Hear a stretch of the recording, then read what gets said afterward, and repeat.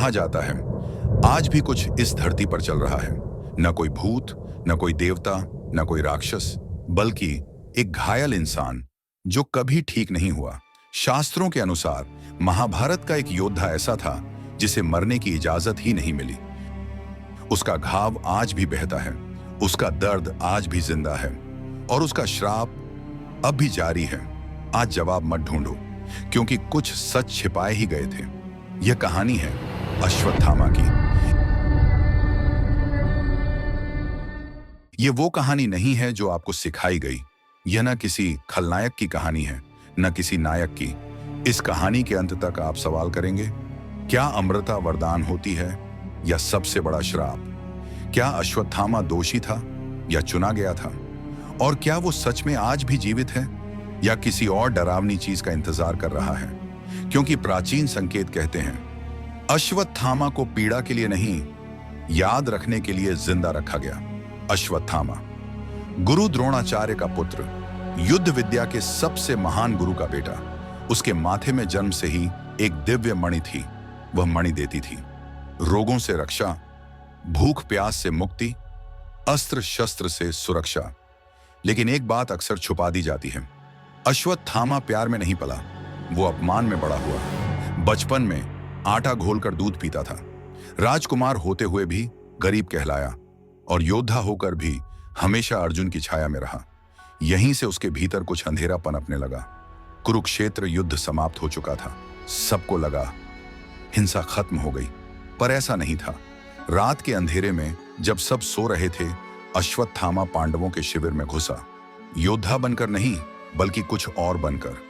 जो हुआ वो युद्ध नहीं था। सोते हुए बच्चे, निहत थे उत्तराधिकारी, बिना प्रतिरोध बहता रक्त। यह युद्ध धर्म नहीं था, यह बदला था, बिना सीमा का। और उस रात अश्वत्थामा ने वो किया जिससे देवता भी डर गए। पर एक सवाल कभी नहीं पूछा गया, कृष्ण ने उसे वहीं क्यों नहीं मारा? कृष्ण अश्वत्थामा के सामने खड़े थे। समय रुक गया था। कोई और होता तो उसी क्षण नष्ट हो जाता, लेकिन अश्वत्थामा नहीं। कृष्ण ने उसके माथे से मणि निकाल दी और कहा, तू इस धरती पर भटकेगा, घायल, अकेला और भुलाया नहीं जाएगा। यहीं से विरोधाभास शुरू होता है। अगर अश्वत्थामा शुद्ध पापी था तो उसे खत्म क्यों नहीं किया गया? उसे क्यों जीने दिया गया?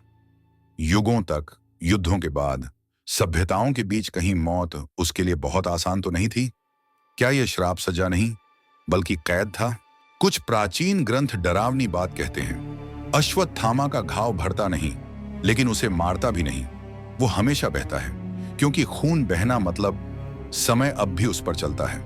कई साधुओं ने दावा किया, उन्होंने एक आदमी देखा जिसके शरीर से सड़ांध की गंध आती थी, जिसके माथे पर खुला घाव था, जो इतनी पुरानी संस्कृत बोलता था कि कोई सीख नहीं सकता। वो अक्सर दिखता है घने जंगलों में, वीरान मंदिरों के पास, पुराने युद्ध स्थलों पर, और सूरज उगने से पहले गायब हो जाता है। कोई तस्वीर नहीं, कोई सबूत नहीं, सिर्फ गवाह जो दोबारा नहीं बोलते। एक प्राचीन पांडुलिपि कहती है, अश्वत्थामा भटक नहीं रहा, वो किसी चीज की रक्षा कर रहा है। मौत से भी भयानक क्या होता है? भूल जाना। अश्वत्थामा सब याद रखता है, हर चीख, हर गलती, हर चेहरा।